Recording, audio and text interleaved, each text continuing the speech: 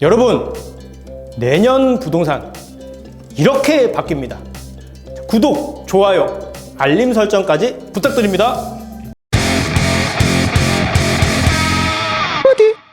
시청자 여러분, 안녕하세요. 자, 내년 부동산 2023년에 부동산 관련돼서 어떤 게 바뀌는지 한번 알아보는 시간을 갖겠습니다. 미리 알면 도움이 되는 세법 그리고 정책에 관해서 얘기를 할 건데요. 얘기를 진행하기에 앞서서 미리 안내 말씀 드릴 게 있습니다.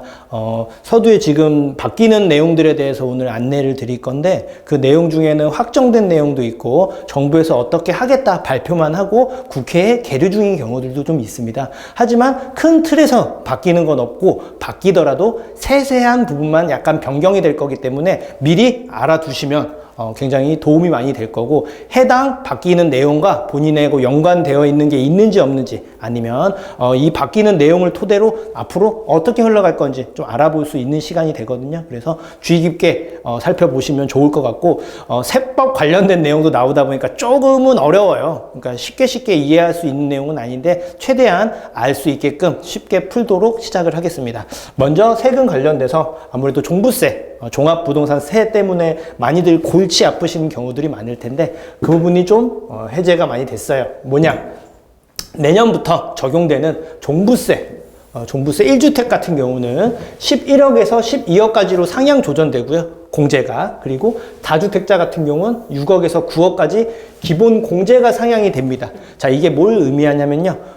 종부세를 내야 되는 사람들의 기준이 좀 완화가 됐고 쉽게 말씀드려서 내가 내야 될 세금이 많이 줄어드는 겁니다. 그리고 여기에서 하나 추가적으로 말씀드릴 경우가 뭐냐면 다주택자의 기준도 바뀌었죠. 원래는 2주택부터도 너희들 다주택자야 라고 이제 얘기를 했다면 종부세를 할 때 이제 2주택은 다주택자가 아니다. 2주택까지는 일반 과세, 그러니까 쉽게 말해서 1주택과 준하는 비슷한 조건으로 완화시켰다. 3주택부터 다주택자다. 이렇게 발표를 했습니다. 그래서 다주택자의 개념은 종부세에서는 3주택 이상으로 완화가 됐습니다. 자, 이런 기본공제가 상향이 된다라는 건 기존에 종부세를 내야 될 세금이 많이 줄어든 거다. 고로 다주택자라던가 아니면 종부세를 내야 될 사람들은 세금을 많이 절약할 수 있는 부분에 있어서는 굉장히 내년에 그래도 조금 부담이 덜할 수 있는 긍정적인 발표다라고 이렇게 보실 수가 있겠고, 그리고 다주택자의 중과세율도 폐지가 됐습니다. 근데 실제적으로 정확하게 말씀드리면 폐지를 발표를 했는데 실제적으로 국회와 합의를 통해서 폐지라기보다는 일부 수정이 된 겁니다. 아까 말했듯이 다주택자도 폐지가 된 게 아니고 3주택 이상에서 주택수가 12억 공시지가가 12억이 넘어가지 않으면 12억까지는 말 그대로 1주택에 준하는 일반 과세를 주고 그 이후에만 다주택자 중과세를 내겠다라고 합니다. 그 폐지와 세율이라는데 뒷부분에 가서 세부적으로 다시 한번 말씀드릴게요. 자, 현재 기준입니다. 현재는 일반 과세가 지금 조정지역 2주택 또는 3주택자는 더 늘어났죠. 액수가 내야 될 종부세율이. 하지만 지금은 12억까지는 일반 과세다 라고 보시면 되고 12억 넘어가면서부터 중과세 적용을 한다. 고로 일단은 2023년부터 주택수 상관없이 공시가격 기준으로 같으면 1주택자나 다주택자나 종부세율 동일하다고 나와 있는데 이게 12억까지는 동일하고요. 12억이 넘어가면 그때는 중과세를 한다. 이렇게 보시면 되고 다주택자는 3주택 이상부터 적용된다. 12억까지 일반 세율, 3주택 이상부터 다주택자다. 이렇게 적용이 된다라고 보시면 돼요. 쉽게 말씀드리면 과세 표준, 그러니까 12억이 넘지 않으면 일반 과세고 12억이 넘으면 다주택자의 경우는 중과를 한다라고 보시면 될 것 같습니다.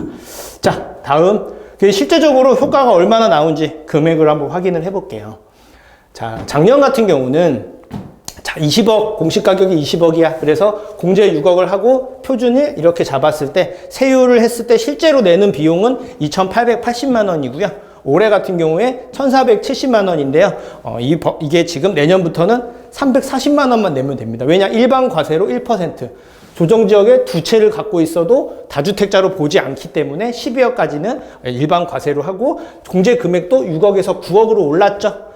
내야 될 금액이 3억이 공제가 더 된 거예요. 플러스로. 고로 내야 될 과세 표준액도 작아지고 세율도 일반 세율로 돼서 액수가 올해를 기준으로 봤을 때 내년에 1,000만 원 이상이 세이브가 되겠죠.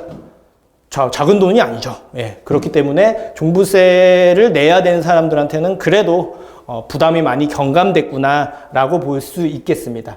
자, 그리고 이 종부세와 더불어서 또 하나 언급할 게 있는데 증여나 양도를 굉장히 많이 합니다. 상속이나 증여를 많이 하는데 그 부분에 있어서 좀 변경된 게 있어서 안내를 드릴 겁니다. 자, 현재는요, 배우자나 자녀에게 증여를 하게 됐을 때 양도를 하게 되면 5년 이상을 보유해야지만 처음에 취득했을 때의 취득가의 기준으로 삼는데요. 5년이 넘지 않고 매도를 하게 되면 일반 시세 적용을 합니다. 그런데 이걸 악용하는 경우가 많아요. 지금 세금 내는 건 아깝고 팔고 이것저것 양도세 내면은 남는 게 없다 하는 사람들이 증여들을 많이 하는데 이게 5년 이상 가지고 있어야지만 혜택을 볼 수 있는데 그게 내년부터는 10년으로 상향이 됩니다. 10년 이상 가지고 있어야 혜택을 보는 거예요. 맨 처음 취득했던 금액을 기준으로 세금을 책정을 하니까. 그래서 이게 굉장히 큰 부분이에요, 사실. 그래서 혹시나 자녀나 배우자에게 증여를 계획하고 있는 분들 같은 경우는 올해 안으로 하는 게 조금 더 유리한 측면이 더 많지 않겠나 이렇게 보고 있고요. 또 하나, 상속이나 증여 시 취득세.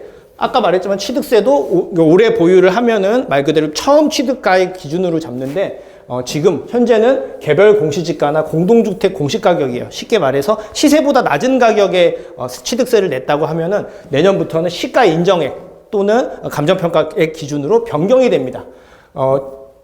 조건이 올라가는 거예요. 그러면 매매가, 쉽게 말해서 가격이 올라가니까 내야 될 세금도 늘겠죠. 취득세는 금액을 기준으로 퍼센트를 매기니까.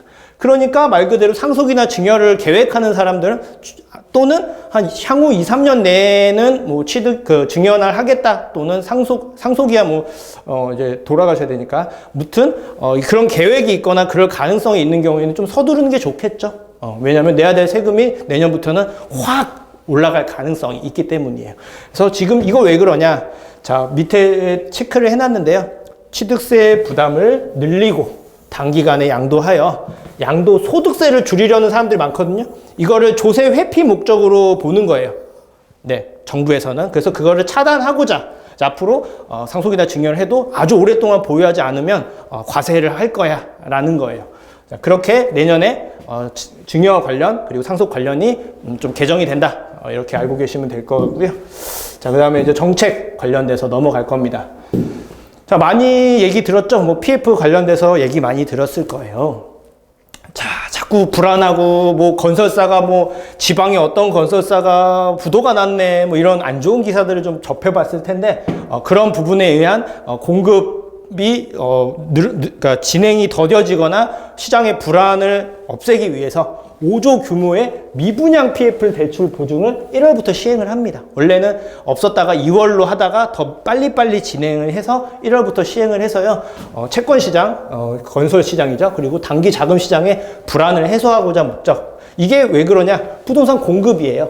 공급이 계속 확대가 되고 계속 진행이 돼야 그만큼 좀 실제적인 뭐 임대 수요도 많이 늘릴 수가 있겠고 시장 안정화를 줄 수가 있고 단기적으로 지금 서울만 놓고 봐도 향후 1, 2년 사이에 공급이 많은 편은 아니거든요. 확실히 적은 편이기 때문에 안정을 하기 위해서는 추후에 계속 공급 시그널을 줘야 되는데 이 부분이 자꾸 지연될 수 있는 우려가 있기 때문에 이 부분을 PF 대출 보증을 통해서 공급을 원활히 하려고 하는 목적이 있습니다. 그리고 임대사업자 부활, 이 목적은요, 거래가 안 되잖아요, 지금. 금리도 올랐고, 자꾸 떨어지는 것 같고, 또 뉴스나 기사에는 좋은 기사보다는 안 좋은 기사들이 많으니까. 그래서 이런 역대급 거래 실종, 그리고 다주택자의 세부담이 많은 것도 한 영향을 끼쳐요. 무주택자보다는 주택수를 많이 갖고 있는 사람, 그리고 경험을 많이 했던 사람들이 추가적인 매수에 나서는 경우들이 많습니다. 그런 사람들이 세부담을 완화를 해야지만 거래가 좀 늘 수 있기 때문에 그런 경우들이 있고, 임대사업자 부활이 어떻게 바뀔 거다라는 얘기가 나오진 않았는데요. 예측하기로는 아파트가 현재 불가능한데 아파트가 부활할 가능성도 존재를 하고요. 그리고 현재는 6억 이하의 조건, 6억 이하여야지만 취득세 감면의 혜택을 주는데 그 조건의 기준이 올라갈 수도 있고 또 세제 혜택에 대한 부활 가능성이 추가적으로 언급이 되고 있는 상황입니다. 어떻게 될지는 봐야겠지만 분명히 현실화 방안 다시 되돌리겠다고 발표를 했기 때문에 일정 부분 어느 정도 적용을 할 거라고 보고요. 파급 효과를 보면서 추가적인 완화 가능성까지 내년엔 있을 것으로 보여집니다. 그래서 임대사업자가 완화가 될 예정이고 이 부분은 다주택자에게 좀 유리하다 이렇게 해석을 하시면 됩니다. 자, 다음 내용 한번 볼게요. 자, 재건축 규제 완화 최근에 발표를 했죠. 예전부터 얘기가 있었는데 실제적으로 이제 구조 안전성을 30%로 감면을 했다. 이게 뭘 의미하냐면요.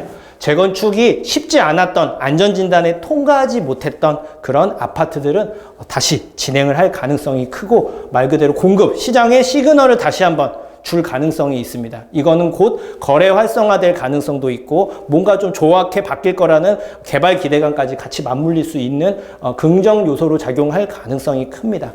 물론 이게 실제적으로 적용을 시장에 직접적으로 눈에 보이게끔 적용하려면 시간은 필요하지만 분명히 30년 연한이 지났거나 아니면 안전진단에 통과를 못했거나 아니면 추진을 하려고 하는 그런 아파트들에게는 분명히 긍정적인 시그널이겠죠. 예, 그렇게 규제, 재건축 관련돼서 안전진단 규제가 완화가 됐다라는 거 말씀을 드리고 보금자리론도 바뀝니다.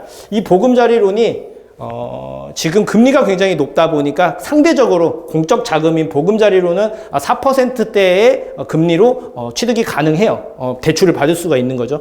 다만 그 기준이 굉장히 어려웠습니다. 적용을 하려면. 주택가격도 6억 이하여야 하고 소득 한도도 7천 이하여야 되고 한도 또한 작고 이렇게 진행됐던 걸 통합해서 여기 보금자리론뿐만 아니고 적격 대출이라든가 이런 몇 가지가 있는데 통합을 해서 특례 보금자리론으로 해서요. 주택 가격도 9억으로 늘렸습니다. 기준도 완화가 돼서 적용할 수 있는 주택들도 늘어난 거고요. 그리고 소득 한도 없음입니다. 자, 이게 뭘 의미하냐면요. 무주택자의 경우는 금리 때문에 굉장히 부담이 많았는데 그래도 금리 부담을 많이 덜 수가 있는 거예요. 그러면 말 그대로 거래가 좀 늘 수가 있겠죠. 그리고 또 하나의 혜택은 6억의 기준으로 맞췄던 모든 부동산들이 6억이거나 6억에 가까웠던 부동산들은 조금 자체적으로 가격을 상승할 수 있는 금리의 영향을 많이 받았는데 그 금리 영향을 조금 완화할 수 있는 혜택을 받을 수 있기 때문에 매매가도 자체적으로 좀 상승할 수 있는 여력이 있을 가능성이 높아지는 거죠. 자, 이렇게 특례 보금자리론이라고 금리가 늘어나면서 그러니까 부담이 늘어나는 부분을 경감시켜주는 그런 대책이 발표가 됐다. 이렇게 보시면 됩니다. 자, 어렵죠. 저도 얘기를 드리는데 많죠. 이거 이외에도 굉장히 많이 있어요. 소소한 것들이 몇 군데가 있긴 한데 큰 틀에서 이건 꼭 아셨으면 좋겠다. 이 부분을 세금적인 부분과 정책적인 부분으로 나눠서 한번 언급을 해드렸거든요. 한번 정리를 한번 해드릴게요. 자, 2023년 바뀌는 핵심 내용 거기에 대해서 한번 정리를 해드리도록 하겠습니다. 종부세는 지금 기본공제 현재 6억이에요. 그런데 이제 9억으로 올라갔고요. 1주택자 같은 경우엔 12억까지 11억에서 12억으로 상향 조정됐다. 말 그대로 세 부담이 줄어들었다. 이렇게 이해하시면 빠르겠고요. 증여나 상속 그리고 양도할 때 10년 이상이 돼야지 취득가액 인정. 원래는 5년이었죠. 10년 이상 장기를 보유해야지만 맨 처음에 그 전에 취득했던 가액으로 인정을 해서 세부담을 줄여주겠다. 하지만 10년 이하의 경우는 원래 가격대로 세금도 내라. 이거예요. 그래서 10년 이상 보유를 해야 되므로 에 따라 증여를 할 계획이 있으시면 배우자나 자녀에게 증여할 계획이 있으신 분들은 올해 안에 하시는 게 조금 더 세금적인 측면에선 유리한 부분들이 좀 존재한다.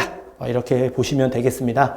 자, 여기에 상속 증여, 취득세, 시가 인정액으로 상향. 취득을 하면 현재는 현재 시세가 아니고 현재 증여를 하게 되면 그 전에 취득했던 걸 기준으로 잡는데요. 그러니까 말 그대로 취득세 자체, 그러니까 공시지가로 인정을 합니다. 공시지가는 매매가보다 많이 낮죠. 그런데 이제는 시가 인정액, 그러니까 시세 내지는 감정평가의 기준으로 상향 조정을 합니다. 취득세가 많이 늘어난다는 거예요. 그렇기 때문에 아까 전에 거와 연결지어서 증여를 하게 되는 사람들은 올해 서두르는 게 좀 좋다.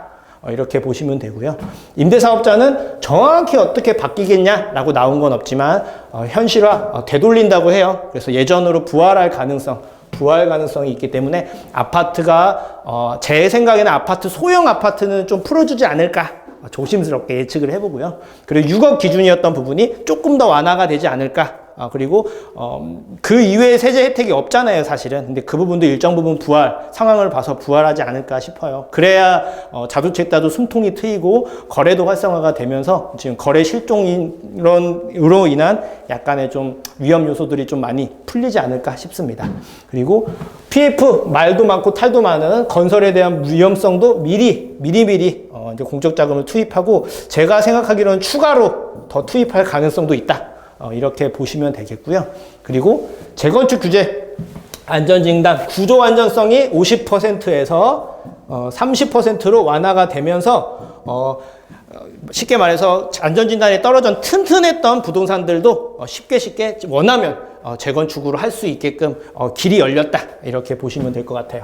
자, 그리고 마지막으로 보금자리론도 확대했고 그리고 청약 요건들도 완화해요. 뭐 거주 요건이 없어지는 경우도 있고 뭐 쉽게 말해서 추첨제도 많이 들고 하는데 보금자리론 확대가 굉장히 중요합니다. 금리가 올라가는 이 시제에서 금리의 영향을 좀 덜 받고 부담을 줄여줄 수 있는 공적 자금이기 때문인데 이제는 9억 이하까지도 가능하게 돼요, 내년에. 그래서 이 부분을 활용해서 여기에 연관되어 있는 사람들은 거기에 맞춰서 잘 어떻게 될 거다라고 알고 계시면 되고, 추가적으로 뭔가를 준비하실 분들은 여기에 맞춰서 어디가 좋아질까, 예를 들면 재건축 규제 완화되면 재건축이 좋아지겠죠. 그리고 더 한 커플 나가면 재건축이 이제 완화가 된 목적이 공급을 늘리기 위함인데 더 빠르고 더 큰 효과는 재개발이니까 이번에 재건축 규제가 완화됐으니까 다음엔 재개발이 완화됐구나 하고 재개발로 또 보시는 분도 계실 거고, 이렇게 미래를 내다볼 수 있는 하나의 기점이 됩니다. 그래서 여러분들은 이렇게 바뀐다라는 걸 알고 계셔서 거기에 맞게 부동산 자산을 잘 관리하는 시청자 여러분들이 되기를 바라겠고요. 오늘 준비한 내용은 여기까지입니다. 다음 이 시간에도 더 좋은 소식, 좋은 내용으로 시청자 여러분들에게 인사드리도록 하겠습니다. 끝까지 시청해 주셔서 감사합니다.